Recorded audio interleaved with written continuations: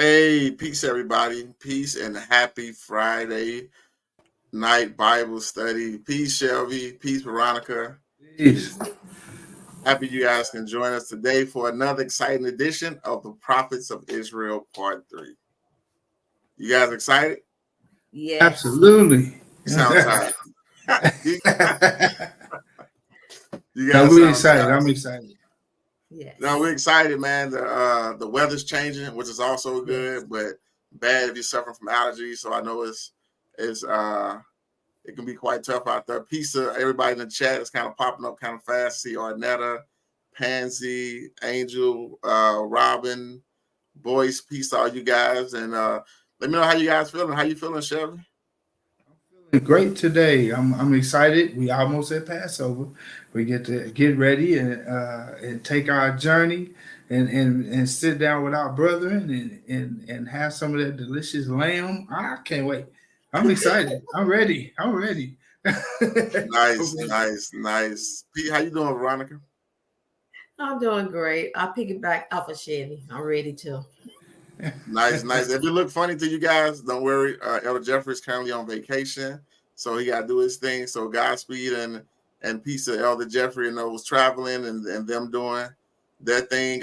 He'll be back. He'll be back for another edition soon. That's right. So, That's right. Let's jump straight into it. We're gonna go through a little recap and just kind of from what we discussed before. Just to kind of pull everybody up to speed if you haven't seen the other two lessons. So my moderator, if you will, bring up the go to the next slide, please. All right. What is a prophet? Shelby, can you go ahead and read that for us? Sure can. What is a prophet? In Israel, a prophet is someone explicitly called by the God of Israel to communicate his message to the children of Israel. Prophets were also called seers because they could see spiritually. And at the bottom here, we have Amos 3, the chapter 3, verse 7. Surely the Lord God will do nothing, but he revealeth his secrets unto his servants, the prophets. All right. Thank you so much for that, Shelby. And just as a recap, guys, just to put that reminder back out there, for a prophet for Israel, someone that is explicitly called by the God of Israel. And the reason we have to put it there is because you're going to see other nations, especially going through the scriptures, have prophets. In today's time period, you have, I don't know, they call it prophets. I don't know what you can really classify it as, but as far as Israel's sake, nobody can self-proclaim themselves to be a prophet. That's not how it works. So that's kind of my thoughts on it. What are your guys' thoughts about it? I agree. What you said that they are called by the God of Israel. They are not called by themselves. They cannot come on their own term. They are selected, handpicked by the God of Israel. So I'm totally in agreement with you. 100%. I know in another lifetime you've seen some of them people come and call themselves things and say things and do things that don't quite line up to what we see in this book. It's all over the place. Oh yeah, that's true. I remember just recently I was out doing some running around shopping or whatever, and the lady that was helping me, she began to tell me, she was like, "And I'm a prophet," and I was like, "Oh, let me get away from you." But yeah, what we see in written down, what was given for us to read and learn from, we see that it's not just somebody thinking that, hey, I guess something right and I'm a prophet. You know what I'm saying? It's like the God of Israel he uses everyone that we see as a prophet. He uses everyone. And I love it because everybody seems to say, I mean, the real true prophets always say, "Thus saith the Lord." So it's always something there to let you know that it's the Lord God of Israel talking to you. 100%, right? It's not them saying, "Hey, I think," or "Hey, you guys should do this." I think of with the authority of when it's said that makes you perk up. Mhm. Oh, wait a minute, because again, the God of Israel doesn't speak to he doesn't speak to everyone. His words are precious, and so with those precious words, and when they come across, you have to be ready to receive that and understand that, and say, hey, okay, now let's go. We know what it is that we must do. So no, thank you. You guys definitely concur with what you guys have said, and it's 100% spot on. And also, Mr. Anthony, what you just said, you said that God of Israel doesn't speak to everyone. Just if God of Israel were to speak to them, they couldn't handle it. They couldn't bear it. You know what I'm saying? No. Who can stand before the God of Israel and not pass out? I mean, so you saying God of Israel spoke? No. Exactly, and especially when we get to some of these stories and understanding how some of the prophets were even picked. Yes. Of how it went through, right? So definitely. So a couple housekeeping rule, not necessarily rules, but just some things to touch on, right? I see the comment section is blowing up. Definitely appreciate it. This is an interactive discussion. So post us your comments, your thoughts, anything. If you guys feel so inclined to donate, do that as well, because we want to make this a fun, interactive lesson for all of us to be able to participate in and continue to learn and grow. All right. My moderator, please, if you can pull back up the slide presentation. All right. Veronica, can you read this one? Yes. Everyone is not a prophet. There is one body and one spirit, even as ye are called in one hope of your calling. One Lord, one faith, one baptism, one God and Father of all, who is above all and through all and in you all. But unto every one of us is given grace according to the measure of the gift of Christ. And he gave some apostles and some prophet and some evangelists and some pastors and teachers for the perfecting of the saints, for the work of the ministry, for the edifying of the body of Christ. Ephesians chapter 4, verse through 7, 11 through 12. All right. Thank you very much, Veronica. And again, just like everything that you guys just said, right, what we just touched on about everyone not being a prophet in Israel, right? I think that's the main thing we really want to pull out. And again, these are slides that we've touched on before, but just as a refresher, we want to go over it to remind everybody that may be new, maybe your first time seeing it, understanding Israel is special. 100% Israel is special top to bottom, but there are certain people in Israel that were called out to do certain things. And just because you may be an Israelite doesn't necessarily negate you to be the person that goes forth and does these things, especially if the God of Israel didn't give the blessing to even send you forth. Right. You know, I noticed a lot of times when we read, and I'm sure we'll go over some. It was things like, the God of Israel would talk to some prophets, and he would tell them, "I knew you from when you were young, right? Like when you were before you were born, I made you this prophet. You were going to be someone." And it's like when you think of it, then when do you just come about and say, "Oh, I'm a prophet now"? I guess the game, the score of the game, right? And I'm a prophet now. I knew that was going to happen. Like this is the type of things that you see, and it's crazy. But go, my bad. I mean, just think about how simple that is, right? Mm-hmm. You have the Creator of heaven and earth, and they come in with such a I can't even imagine it, right? Coming with a message that says, "Hey, go and tell people the weather for tomorrow." Like, no, just saying this is the mindset that they have, right? It's such a frivolous mindset. It's such a physical mindset that it negates it negates everything that Israel stands for and that Israel is about. So that's I'm sorry, you had something, Veronica?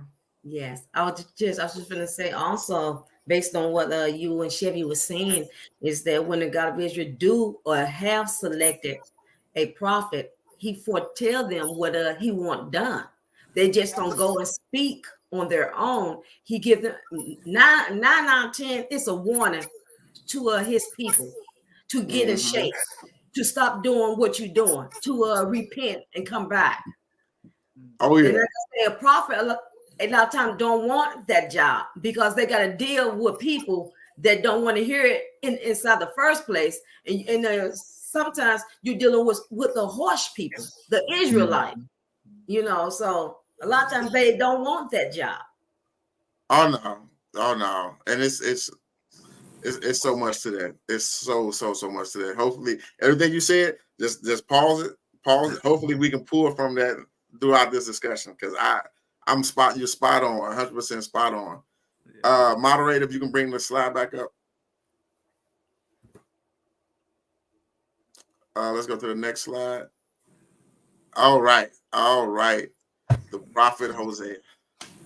He's a very, very interesting guy.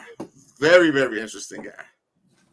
And it goes right into you. Exactly what you said, Veronica. Wow. Sometimes you're told to do things, it's not going to line up to what it is that you honestly would, have the mindset to do. But I don't want to give it away. Let's go ahead and jump straight into the story. Next, there we go. I'll take it. Okay. I gotta get my glasses together. The word's small. I gotta read from my Bible. Yeah, I can read from the screen. I'm gonna read from my Bible. The word of the Lord that came unto Hosea, the son of Beeri, in the days of Uzziah, Jotham, Ahaz, and Hezekiah, kings of Judah, and in the days of Jeroboam, the son of Joash, king of Israel.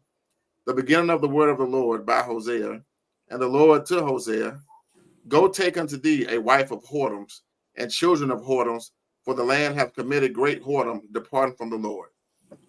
So I just want to stop right there for a second. Wait. Let's bag up for a second. The God of Israel is telling Hosea to go and take a wife of whoredoms. I mean, that right there, that alone, right? Somebody looking for especially looking for a wife, you in this type of situation. Yeah, You know what I'm saying? yeah, that's a lot to it's a lot to accept. This is what you want me to do, like, but you still you have the Lord said it. He wants you to do it. You kind of you have to do it, but it doesn't.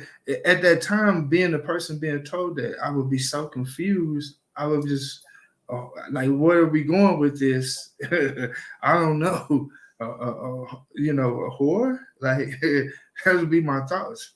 But It's is this a wife of whoredoms, or is he? I mean, when he say whoredoms, like the way we have been serving other, guys at certain points, is he saying go to those people who have been serving other guys, or you know what I mean? Hey, yo. The great Elder Andrew. Hey, it's all Don't kind do of that. surprises. All kind of surprises on Friday night. Don't do that, buddy. I saw your text there 3 minutes before we went live. If an invite to jump in, so here I am, man. Here I am. No, this is beautiful. This is beautiful. I did, guys. I'm sorry. It ain't a surprise. It's not a surprise. I did reach out. We had some technical difficulties. I didn't know what was going on. It was going to be a conversation between me and Shelby. I was like, oh man, I need to reach out. I need to reach out. And hey, lo and behold, right? Elder Andrew joins us. It's a truly a pleasure. Pleasure's all mine, guys. Good evening, everyone. So yeah, continue. Let's do it. Okay. All right, we just went over. Yeah, going But over. what I was going to say about Hosea, what Chevy had said, I had looked up the name Hosea. It means help, deliverance, and salvation. So I just want to pull that out by his name, Hosea. That means a lot. his name by itself. Oh yeah. Oh yeah. And you know, it's something that Shelby touched on that I when it talks about go and take unto thee a wife of whoredoms, right? For the land have committed great whoredom, departing from the Lord, right? Can you imagine? It's one thing to say, hey, I feel for you, right? I know, hey, this happened. I'm sorry that happened to you. Now you're gonna have to experience it.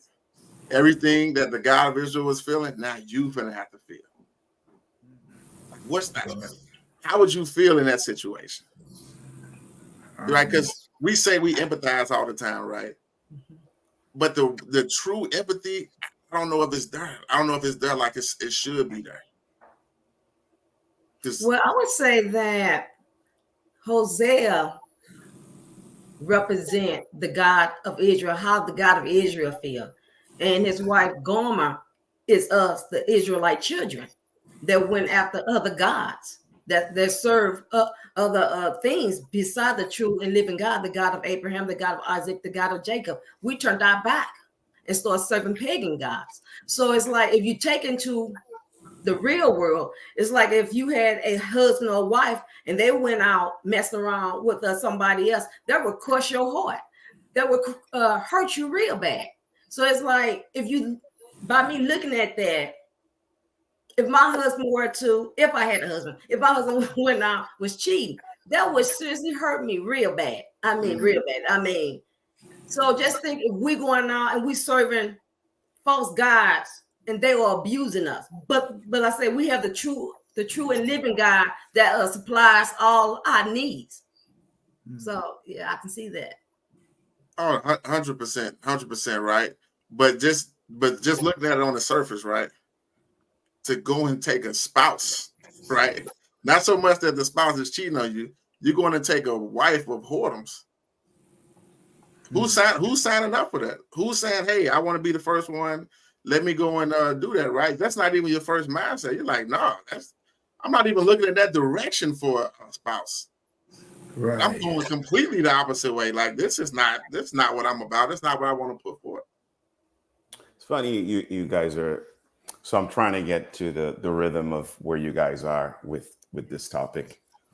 And today, if you want to bring it down to recent times, there are guys or men of the children of Jacob that would proudly brag that their significant other is a working girl, and it's become almost a norms today. To Minister Anthony's point, he's asking, well, who would sign up for it? But in 2024, my friend, there are tons and tons of the children of Jacob men whose significant other, they brag and boast about being working women. And you guys understand what I mean by that. And that's become a norm. But, on this topic of prophets of Israel, and I'm glad that you guys are raising it. And forgive me if I'm repeating some of the stuff you guys have said on series 1, 2, all good, and even maybe this 3. Like today in this world, you have a lot of people that claim to be prophets, right? And that's cool. And I do mean that. It's cool because there were prophets of Baal. There was prophets of the Grove. There have always been prophets of other gods. When we talk about prophets, I want to make it specifically clear to those who are maybe listening for the first time, or those who have been here for the 2 parts prior. When we're talking about prophets, we're talking about prophets that belong to the God of Abraham, the God of Isaac, and the God of Jacob. Because prophets, there are many, many, many. We're talking about prophets that belong to the God of Abraham, Isaac, and Jacob. Number 2, no one volunteered to be a prophet of the God of Abraham, Isaac, and Jacob. They were called into that position. And generally, that position has always been a speak unto the children of Israel and tell them their evil ways. Like 90% of the message, maybe even 95% of the message is going out to your own people and telling them, hey, listen, I am here to remind you about your forefathers, Abraham, Isaac, and Jacob. I'm here to remind you that Jacob was surnamed Israel. I'm here to remind you that Israel had 12 sons, and these are the 12 tribes of Israel, our people. I'm here to remind you that by a mighty right hand, the God of Abraham, Isaac, and Jacob took us out of the land of Egypt from the house of bondage by great signs and great miracles. And he chose you to be a people unto him above all people on the face of the earth. And he gave you righteous laws, statutes, commandments, judgments, all of these things that if you should keep, you would live. But we have gone astray. And to Veronica's point, we have seen the other nations more charming and more beneficial and more attractive and even probably more potential to move us forward than our own God. And, you know, I give it up to those individuals who are prophets of the God of Abraham, Isaac, and Jacob, because it's, you know, from reading it's far from an easy job. Oh, man. Like it really is. It's far from an easy job. And our people, and I'm sure you've said this before, or maybe you're saying it on part number 3. Well, most of the prophets didn't, you know, they didn't ascend into heaven on clouds and with wings. Most of the prophets was killed by their very own. Like they were killed. They were murdered. Let's use current terms. Yes. They were murdered by their own people. So it is a very difficult path. And it's an error. And I think you touched on this, but I'm going to say this last point before we move into your scriptures and stuff. But think about all the individuals who call themselves Israelites today. Okay? Think of all the, you go on your social platforms, think of all the young men that now call themselves Israelites or Hebrew Israelites predominantly, that are out there calling themselves prophets. Again, you know, Elder Shadrach taught us a long time ago about the era of calling yourself Hebrew Israelites. Oh, yeah. Now, you know, to stack on top of that era of calling yourself a Hebrew Israelite, you're now calling yourself prophets. If you said children of the prophets, I get that. Yeah. We are children of the prophets. But prophets that belong to the God of Abraham, Isaac, and Jacob, they prophesy. They talk of things to come. And if that prophet shall prophesy and the thing does not come to pass, and he said it in my name, you know he is not a prophet that I sent. Right. So it's just this everyone wants titles, and everyone wants to sound really, really like they're floating in the clouds so people could be in awe. But the reality is you would not find one member of the Israelite Nation Worldwide Ministries right now that say they are a prophet. Oh, no. Oh, no. 110%. Matter of fact, I almost just said, let's end the lesson. That was it. That was it. Because everything you said is 100% spot on. You have those who come in their own name, come with their own message, like you said, that appeases them physically, to now and to take a title on that has no meaning behind it. It has no structure behind it, which is why highlighting the prophets again to remind the people of, like you said, this is the stock of which we come from. This is that great stock. That stock that's when it talks about going and cry. You said, I forgot the scripture you just said. Matter of fact, I think we're gonna read it pretty soon about going and crying to the children of Israel. It wasn't saying like, hey, go and, you know, stop them on the street and, you know, hand them a flyer and things of that nature. This was life or death. This wasn't a Sunday evening stroll through the streets of Jerusalem, just having a simple conversation. This was so much more, so much more. Let's dive a little deep off into it. Yeah, let's do it. Moderate, if you will. Thank you. Verse 3, 5, and 3 through 7. Okay. So he went and took Gomer, the daughter of Dileam, which conceived and bare him a son. And the Lord said unto him, call his name Jezreel, for yet a little while, and I will avenge the blood of Jezreel upon the house of Jehu, and will cause to cease the kingdom of the house of Israel. And it shall come to pass at that day, I will break the bow of Israel in the valley of Jezreel. And she conceived again, and bare a daughter. And God said unto her, call her name Lo Ruth Hamah, for I will no more have mercy upon the house of Israel, but I will utterly take them away. But I will have mercy upon the house of Judah, and will save them by the Lord their God, and will not save them by bow, nor by sword, nor by battle, nor by horses, nor by horsemen. I love this so much. Love this so much. Hey, just quickly, in terms of tech, there's a bit of static and echo on Shelby's mic. So Shelby, there's a feedback happening on your microphone. So mute when you're not talking. Yeah, go ahead, okay. Minister Anthony. Just how I love this, just because it goes back to the point of look at the message. This is not a directive given to Israel that's going to make the people say, yes, hey, yes, we have a message from the God of Israel. And this is, it should be received in good tidings because, okay, this is, correction. This is what we want to do. But look at what's said, right? I will break the bow of Israel in the valley of Jezreel. Like look how the God of Israel is coming. Look at how he is orchestrating this to set this up. Going right back to just what you said earlier, Elder Andrew. When the prophets come, the prophets are not there by their own name, their own will to sing that tithing that sounds so good to them. But that's my thoughts. I would love to know what you guys' thoughts are. You guys can unmute. Well, I'll jump in quickly.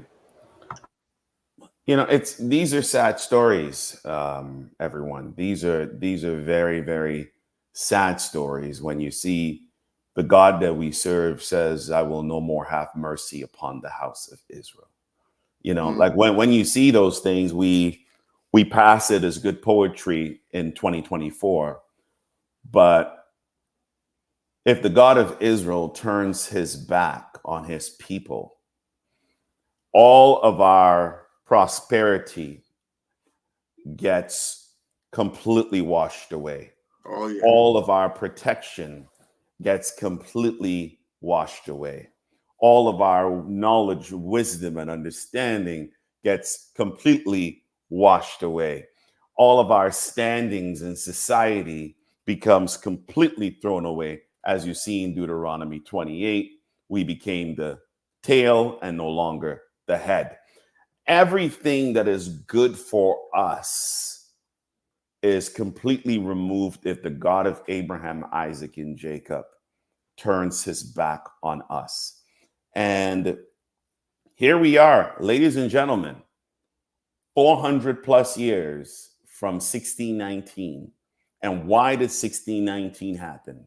And why did the hundreds of years before 1619 happen? Why did the thousands years before 1619 happen? Is because our God did hide his face for a season because of all the things that we were doing. And if people are listening to this for the first time, I always like to really talk like we're all eighth graders and really break it down very, very simple. They may be wondering, well, what did they do that was so terrible? What did they do that was so terrible that their God said he will no longer have mercy on them? And then when you look out right now and you see people like me and you who are the legitimate children of Israel, Israelites, going and serving under the cross or under the crescent moon, going to different countries and adopting their beliefs and their gods.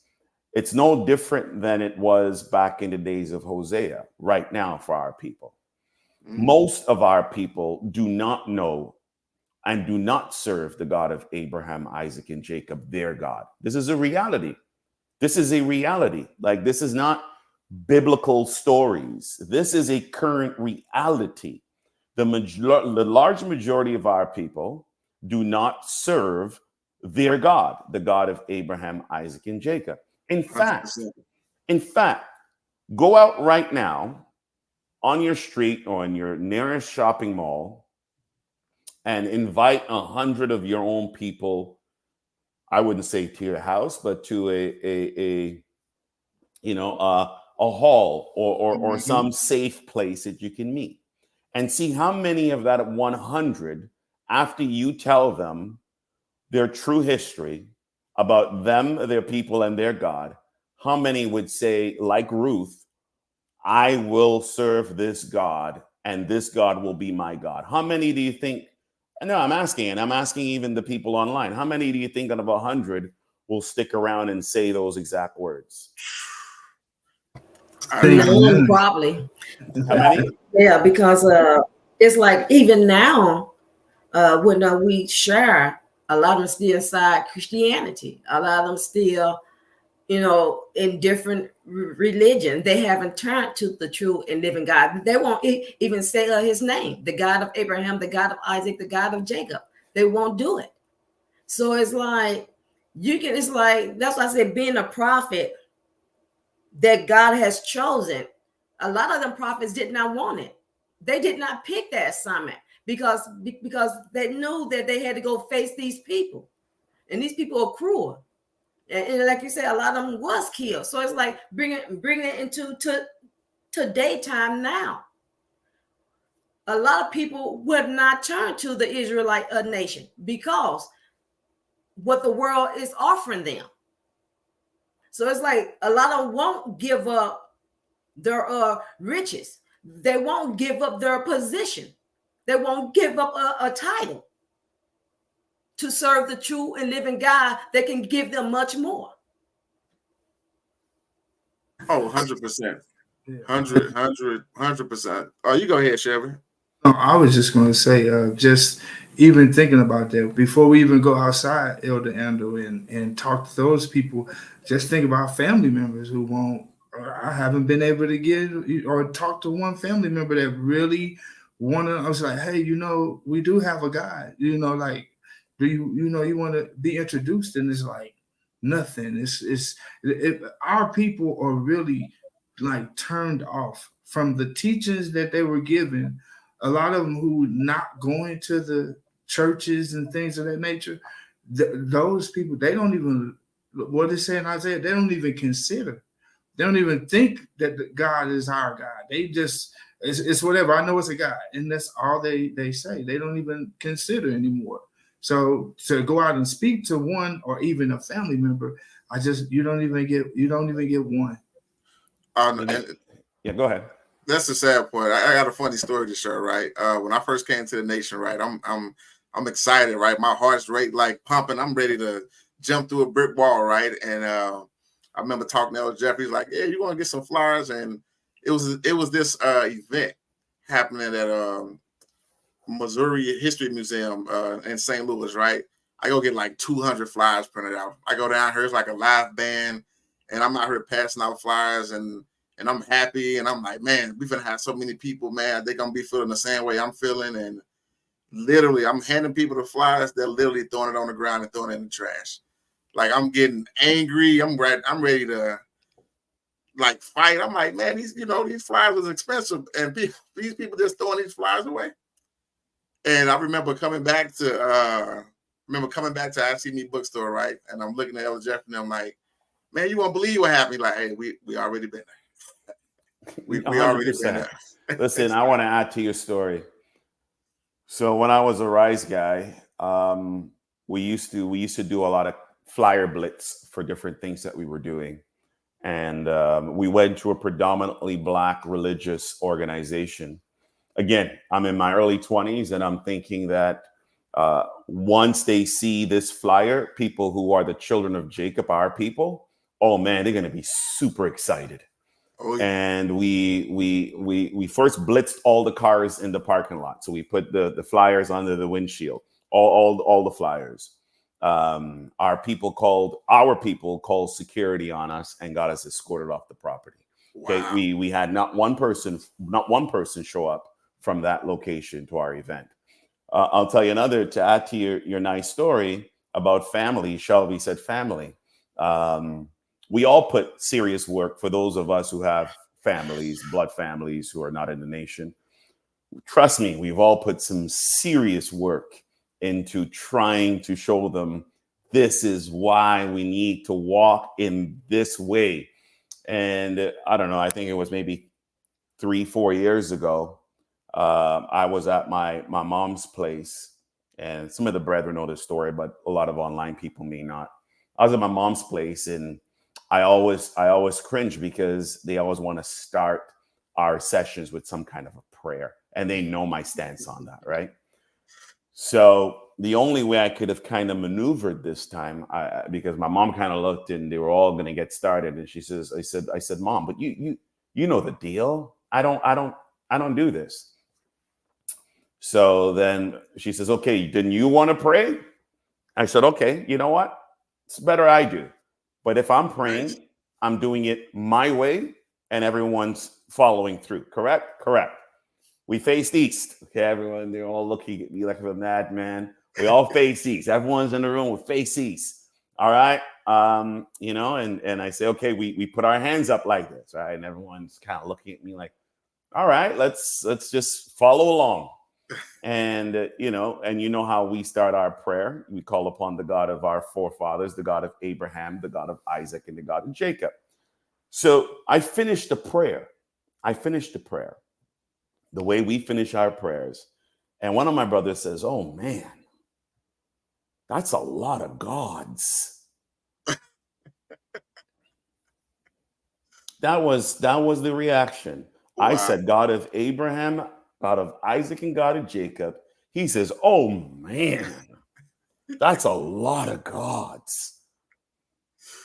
You sit back in a situation like that and you're wondering, like, you claim to be a Christian reading your Bible, and I've just mentioned the most powerful name that you would see Moses call, you would see the prophets call, you would see even Jesus, who you say you love, call, and you can't even associate with that.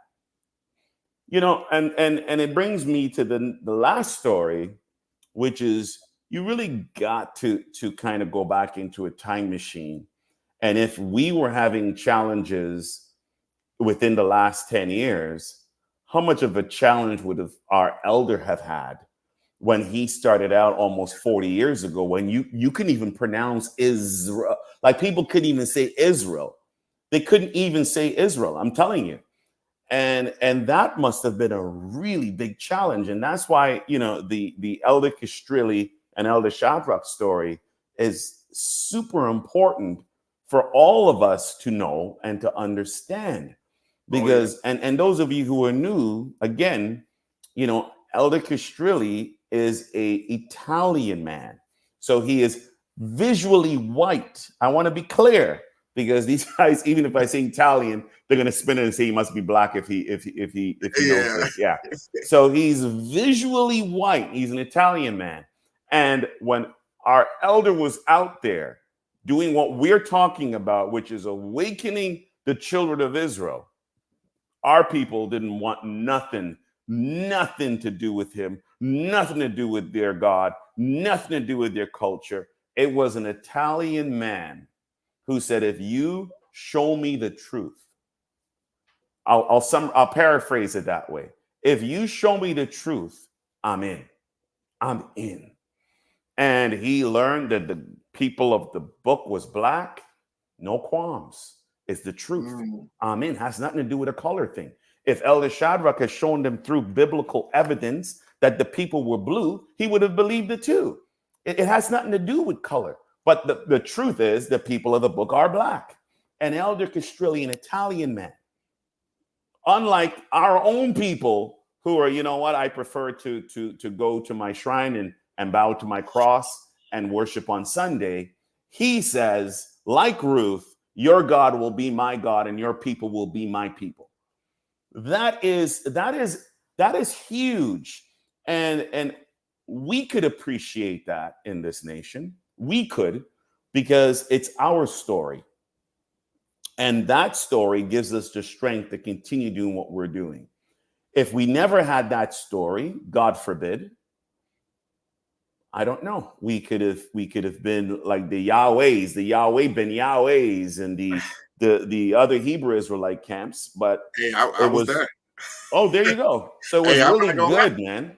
I'm not gonna lie. I was that guy. I have books, right? I have those You books. were there where? Let's talk Let me be Yahweh ben explicit. Yahweh. I was Yahashua. Yeah, I wasn't Yahweh. I was Yahashua. I was what I like to paraphrase it as, I was a black Hebrew Christian. Okay. This is what I call them, right? Because Yeah. Christians go Jesus, they go Yahweh Shai. Same thing, same difference. Yeah. I was there. I was like, hey, I didn't go tassels. I went to the letters though. I had the shirts with the letters on. Yeah. And I remember, this is funny. It ain't embarrassing no more. This was funny. I remember explaining to this woman, right, why she should be submissive to a man. As I think back on her face, the look of her face was like, if you don't get out of, she used some other words, but if you don't get out of my face, and I'm trying to justify it through scriptures, and I'm going over this, right? And it's like, now I look back on it, and I can look back on it and laugh, and I'm thankful when I look back on it, because I'm like, man, look at what the God of Abraham, the God of Isaac, and the God of Jacob pulled me from. Yeah. But when you're in it and you're in the thick of it, you can't see anything else. You can't see anything else. I remember first coming to study with the Israelite nation. Oh, no. Don't you can't move too fast from this, man. This is the first time. This is the first time I'm hearing of this. So let's take a little time on your story, because your stories are great for these kind of Bible studies, right? People need to know where you come from and how you've arrived here. But before you say how you've arrived, so what was your Israelite name, man? Hey, I never went that far. Hey, I'm gonna tell you what caught my eye though. Right, when it first started was I remember just going through, it's like 2013, going through everything. The Mike Brown situation happened. Those who don't know, Mike Brown in Ferguson, Missouri, black teen killed by the police. Remember feeling enraged and ready to do something. And I went to a shrine. And I remember this bishop got up there and he was like, if y'all put as much thought into Mike Brown as y'all did into God, the world would be a better place. I was like, what? I was like, oh, no, I'm out of here. I'm out of here. Because I couldn't understand how he couldn't, like, how are you not mad? How are you not enraged at this? So I go to a library. I check out, I go to this lady, this old black lady. I said, hey, do you have anything on black biblical history? Because in my mind, I'm like, I'm done with it all. I'm not finna do none of this. And she looks to her left, she looks to her right, and she goes, shh, I'm gonna give you something. I'm not gonna check it out. I'm just going. It was literally a book with just black characters in it. I'm like, why is she so hush hush about this? So, but the imagery though made me say, man, what do black people have to do with the Bible? So I'm YouTubing, and that's when all hell broke loose at that point. All I saw was Hebrew Israelite. And I was studying, and oh man, I went down some rabbit holes with everything was Hebrew Israelite, everything was black. I thought the same way. Cornelius is a black man. There's no other nations in the Bible other than what's presented, right? It has to be all black. And I'm out there. Well, I didn't go on the street corners. Thank the God of Israel. I didn't make it to the street corner level, but I was earnestly praying to Yahweh Shai or Yahweh. I don't even remember. Earnestly praying for truth, and this went on for like, man, 2.5, almost 3 years. Like earnestly every day, putting in work to make sure like, is this is right. This has to be something. I remember what really caught me up was the Sabbath day. That's what really, I'm like, Saturday. I'm like, I'm not doing anything on Saturday. And that's when the first shoe dropped. I remember my mom was like, what are you? I need to go to the grocery store. I'm like, it's Saturday, it's Sabbath day. She's like, what are you talking about? Ain't no Sabbath day on a Saturday. You crazy, something going on with him. I don't know what's going on, right? Telling women that they can't speak in his presence, doing a whole bunch of everything. And that was just, it was just a time period. It was a time period, man. But I truly, I understand some of those guys, because you're coming from a world of white supremacy. So you think that the only answer is black supremacy.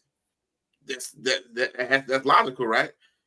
And so you're transferring one extreme emotion to another extreme emotion, and you're trying to figure out, okay, how do I navigate this? Because on one, I remember feeling, I'm fast forward now, because that's all the embarrassment of the Hebrew Israelites that I have of my journey. But I remember feeling angry, like truly angry, reading Deuteronomy 28. Like, I mean, just downright, just like, why would God do this to us? Why would he put us in this situation?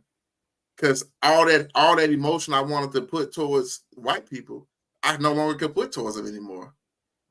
Now I'm in the mirror. Now I'm looking at myself like, it's your fault. I'm thinking about my grandfather, like, man, how come he just couldn't get it right? You know what I'm saying? You go through that whole rhetoric, and then you're sitting. I still had a little chip on my shoulder though, because when I first encountered the Israelite nation, I knew something was up, because they kept reading 1 Kings 8. And I was like, why do we keep reading the same scripture over and over again? Or Leviticus 19, right? And there was always a voice in the back of the room that would say, listen up, right? And it talked about the stranger. And it was so, and I'm gonna be 100% truthfully. It didn't really register to me until I got to Toronto. That's when it really registered, because at that point I still felt some type of way, like I can't serve the same God as white people. True, hey, these are my truths. I felt like I could not serve the same God as white people. Yeah. So let me answer Sister Omi's question, because we are not referring to ourselves as Hebrew Israelites. Oh, nice. It may come off a little confusing to new people as to whether we are saying we're Israelites or not. So let me kind of take my time with it.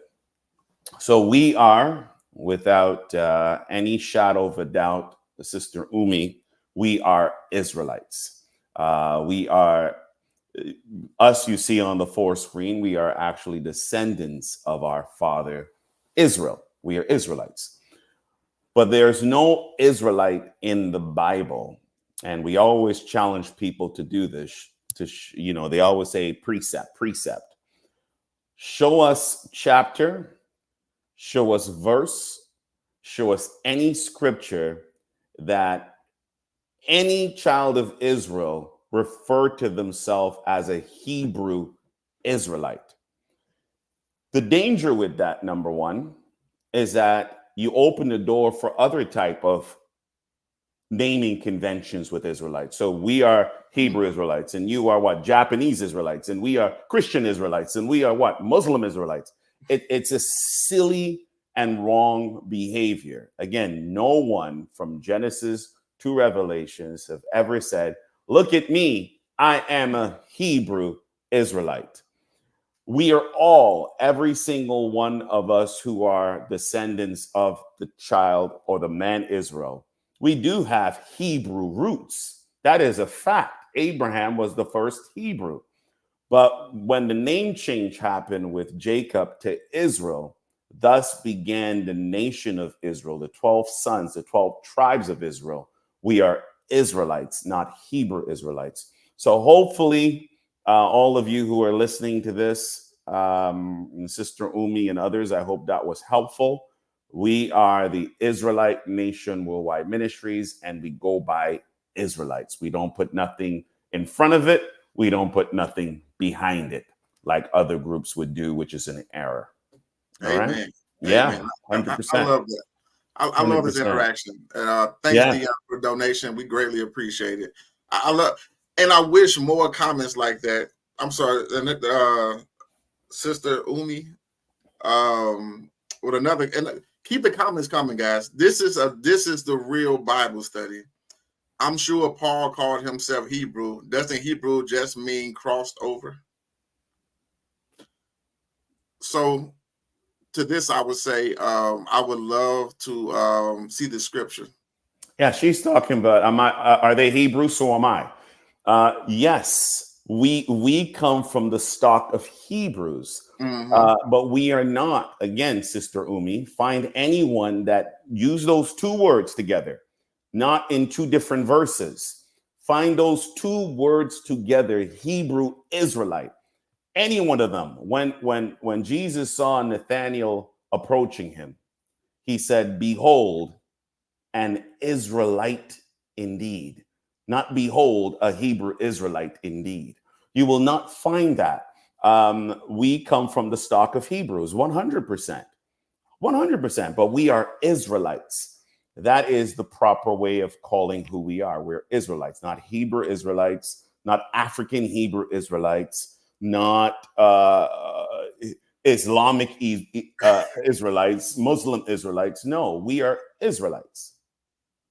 Beautiful. All right. She says, I hear you. Thank you for the clarification. Beautiful. Awesome. I love this. I love this. Man, I love this, man. This is what it's about. This is exactly what it's about. 100%. And we got we didn't even go off topic. This is all a part of it. This is all the subtext. When you go subtext and subtext. Hey, it's your fault to invite me to this, man. Hey, Right? I already knew. Hey, it's all good. It goes right into the next prophet that I kind of want to speak about. Let's do it. Let's go back to the slide. Moderator, please go to the next slide. Next slide. Next slide. Here we go. Habakkuk. Habakkuk he's an interesting prophet because, especially now today, just like you said, we live in a world in which is so similar to what the prophets went through, but especially for Habakkuk in a different way, but also kind of sort of similar. So I don't want to spoil it too much. Can you go to the next slide, moderator? All right. Shelby, you want to take this? Sure. How's my mic? Is it bad? Are we good? Good. Good to go. All right. Habakkuk, right? 1. The burden which Habakkuk the prophet did see. O Lord, how long shall I cry, and thou wilt not hear? Even cry out unto thee of violence, and thou wilt not save.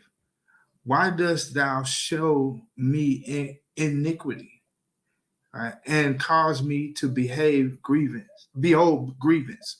For spoiling and violence are before me, and there are that raise up strife and contention. Therefore the law is slacked, and judgment doeth never go forth. For the wicked doeth compass about the righteous. Therefore wrong judgment proceedeth. Okay, stop right there. Just stop right there. I really want to let that marinate. Really want to let that marinate, right? How long should I cry with thou not here? Even cry out unto thee of violence, and thou would not save. Man, what you guys think about that? How does that hit you? I know it hits me a certain way because I look outside sometimes. I'm being honest sometimes, right? I feel this way sometimes. It seemed like that God of Israel put that inside Habakkuk's heart to cry out, because he's crying out. I feel that Habakkuk is representing the God of Israel, how he feel about his children. So he put Habakkuk to cry out, to call out to him on behalf of them. Because like I say, a lot of people won't call to the God of Israel. So God of Israel selected his prophet Habakkuk to cry out for them. Because it's like, I see God of Israel as our father. He's a merciful father. Instead of destroying us, he sent someone in place to cry out for us, to have us to look at our wickedness, to look at the wrong that we are doing, not us, somebody else is doing, but examine our own self. Make sure that we're not serving a pagan god. Make sure we're not putting someone before the God of Abraham, Isaac, and Jacob. And that's why I hear he's crying out, God of Israel, have mercy. Help us. Help. You see what's going on with the children of Israel. That's what I hear and see. No, that's interesting. That's interesting, right? If we had like 300, 400 Habakkuk at that time, it would have been maybe a different scenario. Maybe a different scenario, right? Because there's one thing. I mean, think about this. The world is living their lives. They see violence. How many people are saying, hey, we've gotten to the point, even bringing it forward to today's time, we're at a point now where we think our very existence of racial profiling, stereotype, bad schools, bad food, bad everything is normal. That's normal. We have no inclination to, when we were all living our life, right? I went through my Hebrew Israelite story. I'm living, even before then, I'm living my life. I didn't see anything wrong. I didn't see anything wrong with, I had no reason that I felt at the time to turn to the God of Israel. One, I didn't know who it was. To say, hey, how long am I going to deal with this? How long are we as a people are going to suffer with violence in the street? How long are we going to suffer from the foolishness that's going on? What our children are doing? It takes us. I'm sorry, go ahead. No, you're fine. But, something you said, even before I came to the Israelite nation, I was searching, and I happens to come across Get Out of Christianity. Oh, yeah. And, heavy. Oh, yes, that's very heavy. And I clicked on it. Curiosity always gets you. I clicked on it. And when I clicked on it, to be honest, I didn't like what was said because it sliced. It cut deep. It went deep. And I had to pause it, step back, pray, God, I need some help. Because I couldn't handle it. The truth hurts. I'm telling you, it does. It really hurts. But I went back to it. And it's like, when I went back to it, but I had to pray first because I just couldn't listen to it. When I went back to it, I cried. I cried. Because it's like Israel was showing me I was really serving a pagan God. I was serving a dead God. I was putting another God before him.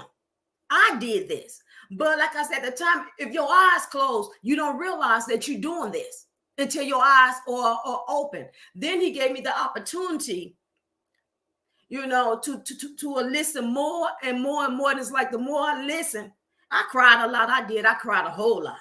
The more I listened, the more deliverance took place, the more healing came in, the more I was able to see my error and turn. So I thank the God of Israel. Like I say, the truth does hurt. It doesn't feel good. And it's like I had to leave family tradition alone. I had to leave a lot of rituals alone. Even though I didn't know that there was ritual, I was doing rituals to a false God. I couldn't go to holidays, picnics, and all that. I couldn't blow candles off. I mean, it's like, it went deep. So, I mean, no more Christmas trees, to be honest. Because serving a false God. I didn't realize that. No more Thanksgiving eating, I couldn't do that because I was serving another God. It's so beautiful, right? It's so beautiful. But even that point, that's just the beginning. Just the beginning. So much work you have to put in and to get to a point to, just like you said, right? To even sit there, to even be told for your mind to be blown to say, hey, I've been serving a pagan God this whole time, right? Rightfully so, right? It like you said, it cuts you deep. It cuts you deep because you're thinking about all the things, all the the resources you done poured into this pagan god, all the tears you done poured into this pagan god. The majority of your life, now who you are, now that light is shining up on you. Now you can come back to the God of your fathers now. Now you come back to the God of Abraham, the God of Isaac, and the God of Jacob. Now you can rejoice. Now when you go through those trials and all those tribulations that are in front of you now it feel a little different. Now it feel a little better because now you know the ground in which you're standing on now. Yeah, and thanks for sharing, you guys. Thanks for sharing stories tonight, right? I don't have quite the same background, although Elder Michael likes to always call me Father Jerome and Saint Jerome, and have me as a Catholic altar boy, which is not true. You know, when I first heard this message, I was at high school, and my best friend at that time was friends with a girl who started to go to where Elder was teaching at Earl's Court, his home in the basement. And she had a copy of the Truth, the Lie, and the Bible, and also the Forgotten Israelites. And you know, we were in high school, and we all always used to skip classes, and we used to hang out in the cafeteria where we used to make music. You know, the guys used to pound the tables, and we all used to rap and freestyle. We were the cool kids, but you know, in retrospect, you're the losers because you didn't have no life, and you weren't in school, you weren't learning anything. But back then, we were the cool kids, and we were debating about God. We had someone who was very much into the Watchtower magazine. I don't know if that's Jehovah Witnesses, but he was really he was Christian, you know, where you have to sell all of your anything that's blingy, anything that so he was like he used to come to school with zero swag, but he used to hand out some magazines, and we used to all read about the mark of the beast and what is going to be in the end of days. It's all the sizzle topics. And so we had debates, and we were debating, and then you know, the question came up around the table about God, knowing God's name. And this was again in high school. I'm like, what do you mean knowing God's name? God's God, man. And then someone said, well, God is a title, right? God is a title, yeah, like king, like Lord. Okay, so what are you saying? Well, and then they mentioned if you know, they were learning this from Elder in Earl's Court, right? If you say king in a room and there's 12 kings, which king is going to turn back and look at you? And you know, we were all there. We had our gold fronts in our mouth and our cap on our head, and we're all just kind of like, well, I shouldn't say all. Most of the guys just started to just try to fight back. But I went into a deep thinking, quiet mode. Like, hey, that makes sense. Like that makes sense. And that was kind of my journey, right? Then I basically took the book from my best buddy because he wasn't reading it. And I started to read it. I'll be honest with you, Veronica, I wasn't, contrary to what Elder Michael tells you, guy, I wasn't attending church or anything, right? The thing that I missed the most, truly speaking, was we couldn't eat kingfish. And my background is Trinidad, and kingfish was like it for me. Like once a week, my mom would dry fry kingfish and stew it down with some dumplings, and it was just, when I heard it had I don't think it has any scales. It was like, oh man, that was the toughest part for me. But the minute I lifted up my hands in my home, in my mom's home, facing towards Jerusalem, and calling on that God of Abraham, God of Isaac, and God of Jacob, it was such a shift in life. to Minister Anthony's point, a lot of us have dedicated the majority of our life to this point, a lot of us, to another God. And it's unfortunate, but we grew up inheriting the curse, right? And with the curse comes ignorance. So here we are. We most of us dedicated most of our lives to another God. And when you do that, there's some family kinship in that world. And then you coming out of that to serving the true and the living God, it's a battle. They don't want you to leave. They had you in a nice, comfortable spot. You were dumb. You were blind. You were exactly where they needed you to be, which was the tail, with no hope of ever becoming the head. The most threat to this system is for the black man who, when I say the black man, I'm talking about the black man that is a descendant of those who were enslaved, that came on the slave ships. The biggest threat is for that man or woman to understand himself or herself and their God. Because when that happens, we start to bubble right back and take our rightful place. And all the lies of this world starts to get shaken and ripped apart. And that is the biggest threat. And when I started to pray, honestly, in my house, I would hear the walls creak. The TV would turn on by itself. I would hear pipes in the walls like I've never heard them before.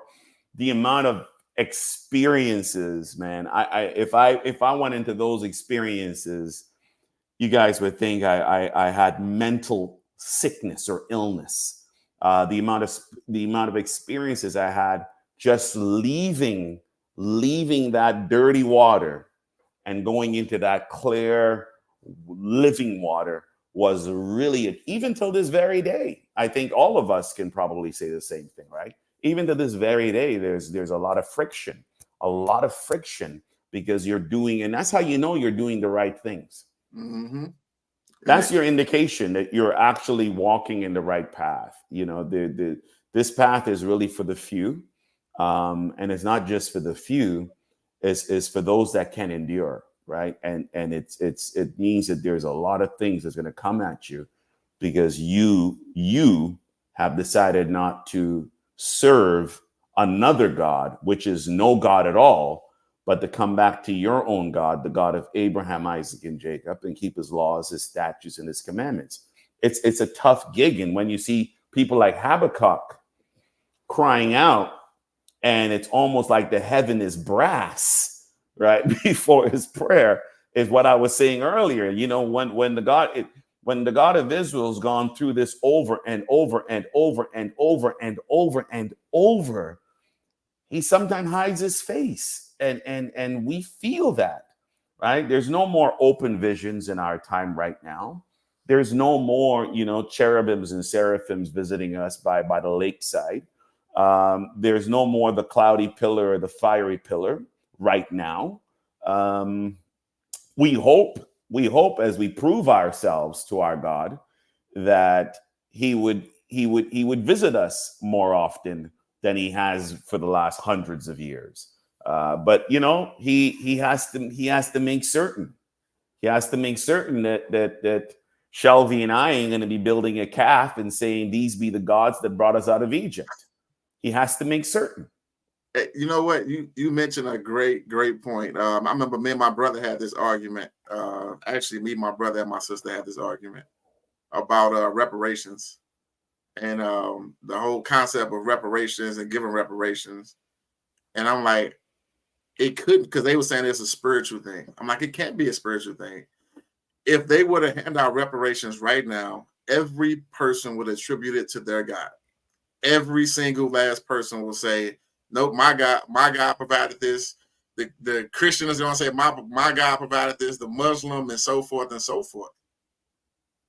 So how could it be that time? Like, how could it be, that was the big talk a couple years ago. It's still the big talk today. Now, hey, check this out. And I agree, by the way. But check this out. Who will receive reparations? All those that are Black? Because not all people who are the color of me actually were descendants of those who were enslaved. So even the Ishmaelites are the ones who sold us to the Christians. Okay, the Muslims sold us to the Christians. Let's be clear. This is history. This is not that we hate Christians or we hate Muslims. I'm just telling you the history. Muslims sold my people to the Christians.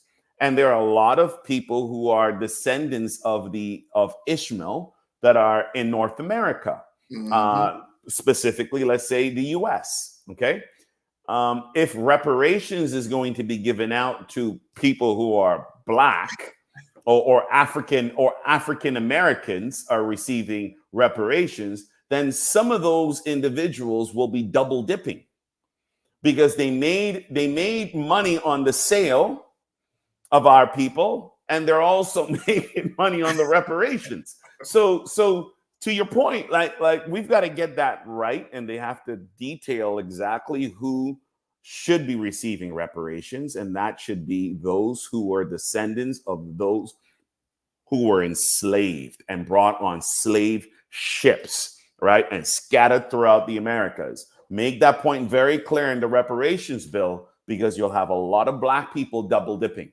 Because not all black people are the same tribe or the same nation. Oh yeah, and that's the irony of what we live with, right? Because we look at it as black nationalism. Everything black is together, right? Pan-Africanism movement, things of that nature, which is so. It's all. I always say it's a one-way meal ticket. I would never. I want reparations from those African nations as well. I want 100%. I want it from all of them. Wherever we landed at, everybody take your wallet out and just hand it out, because everybody benefited. All the nations, the Caribbean islands, all benefited. They continue to benefit to this day, based off the backs of our ancestors. And then to turn around and say, hey, like I'm gonna quote Martin Luther King, right? How you gonna tell a man to pull up himself by his bootstraps with no boots? Yeah. And a lot of times that's what we deal with today, and that's the irony in all of it, right? I mean, listen. You're talking about the prophets of Israel, all right? And people need to understand that it's not a vanilla blanket statement. Prophets of Israel. The prophets of Israel, they're not alien to you and I. They are our forefathers and mothers, because there was also prophetess. They went through the things that we go through. Sure, they lived in a separate time. So when we talk about the prophets of Israel, it's our story. We're talking about our story. It's a great title, and people may think you got to stick on prophet. But when you drill down and you peel the prophet back, we're talking about our forefathers and our foremothers, and we're talking about a time when the nation of our people, 99% of them turned their back away from our God, which is like today, and they're trying their darndest to try to teach probably even their family members, like we are, about don't do this, don't do that, serve your God. But even our women and men says we rather serve the Queen of Heaven. We rather bake cakes for her. So it's the same when we're talking about the prophets of Israel. Everyone listening, this is the topic. It's our story. It's the same thing that we're going through today with. It's the same elements. It's the same path. It is the same crying out to even our God, like Habakkuk did. Like, Father, please come down and just hug me. I'm going through so much things. Just come down, please, and hug me. And I'm sure some of you have prayed this prayer. And then when you put your hand down, you probably wait for about 3 minutes to see if anything materializes. I'm sure you do, right? But the reality is, man, like we are the same people. We are the same people. Like Elder Castrilli used to say, the Bible is our language. We understand it. Yeah. We understand that. When I see Habakkuk praying like that, 100% I understand that. 100%. And someone said in the comments, let me find it. And it's a very, yes, Felicia said his anger won't last forever. 1000%, Felicia. So it's not all doom and gloom with our God. For Shelby's favorite song is His Mercy Endures Forever, right? So that's why we do what we do, because we do have a chance. When our forefather King David had sinned, the question was, he kind of looked to God and said, hey, all these people are dying. All these people are dying. Put it on me and put it on my household. Don't let the people, it's my fault. But then when he had a choice to make in another situation, he said there was 3 options. He says, I rather put my life in the hand, I'm paraphrasing, of my God, because with my God, there's mercy, right? But not with man. I don't want you to put me in the hand of man, but put me in the hand of you, God, because I know with you there's mercy. Our God is a great God, guys. I mean, a truly merciful God. The God of Abraham, beautiful. Isaac, and Jacob. It's truly beautiful, and I'm gonna close out Habakkuk just because we don't have enough time to read it. But so he does his, he's crying out. The God of Israel's response is, I'm gonna raise up this terrible nation of the Chaldeans that's going to come in your day, and they're going to come in and bring a great terror over the entire land. Not just Israel's lands, but all the surrounding land as well. Right? I mean, when I first heard that, I was like, that's not the response I would be looking for towards you hear that, right? Hey, I'm crying out to the God of Israel, and his response is to raise up another nation to come in and take over. But, and to Elder Andrew's point, and we won't have time to read it, but Habakkuk says a prayer. And in that prayer, he says, hey, I know these things are going to happen, and I'm paraphrasing, but when it happens, please just have mercy on us. Please have mercy on us. His character, think about this. He's praying for the God of Israel. Please come. There's violence in the street. There's crime overridden. Nobody's serving you. The law means nothing to us right now. Come and do anything. The answer was the Chaldeans are going to come. And for those who may not be familiar, the Chaldeans or the Babylonians, they're going to rise up. They take over. They come, and it's not just like it's funny you said, right? You wait 3 minutes for a prayer. This took some years to do. This took some time to come in for them to do this. But when they came in and did it, it was so terrible for Israel. So terrible. But it was a blessing. Who could see? And this is just how I love how our understanding is not the God of Israel's understanding. It's a punishment for sure. Who can see the beauty in the terrible nation coming over to take over, essentially? It's the scary thought. Matter of fact, Habakkuk even says it, right? He said, I heard your voice. I saw the vision. I heard it. I was so afraid. like what? This is what's going to befall us. But in everything, it always comes back down to have mercy. And who knew that the God of Israel was saving us, saving the nation by even bringing in the Chaldeans to even take over. And it's a lot to go through. Hopefully, one day we can really, really pull it out. Really pull it out. But I really want to jump to one of my favorite prophets, my moderator, the prophet Haggai. I love it so much because this is so different. The story is so different from what we read before about Israel. Oh yeah, we gotta go past the. You want? Yes. No, go for it. Go for it. All right. This I love so much.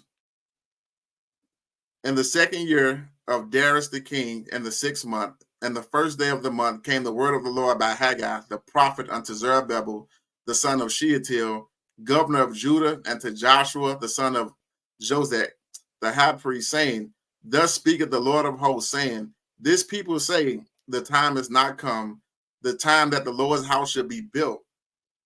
Then came the word of the Lord by Haggai the prophet, saying, is it time for you, O ye, to dwell in your sealed houses, and to this house lie waste? Now, therefore, thus saith the Lord of hosts, consider your ways. I love this so much, because even today, let's bring it all the way forward to today's standard, right? How can I say, oh man, you know what? It's not time to go and do this. It's not, for this particular scripture, they needed to rebuild the temple. But for some of them, hey, it's not time. It's not time to build the temple. It's not time. But the God of Israel is saying, so it's time for you to build your houses, though. It's time for you to go dwell where you are, to live comfortably. Where's your blessings coming from? Who's the one that brings rain? Who's the one that fertilizes the ground? But yeah, you're going to go into your sealed houses, but my house lay waste. Let me get some feedback, guys. Let me know. Again, you guys feeling what I'm feeling with this? I most definitely am. Like, when is the time? When is the time for us to build the house? You know, when his house. You know, we sit back and we wait and we do our thing, but when is it time to turn towards the God of Israel and do these and build his house? This is the most important thing. You know, so I've been quiet. I'm really enjoying this lesson. Elder Andrew, thank you for coming on, though. I had to say that.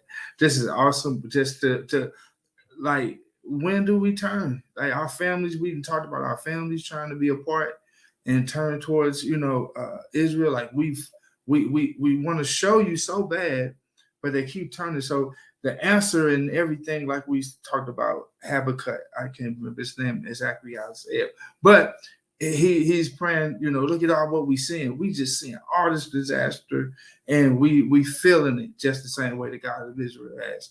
And it's like, when do we turn to build this house?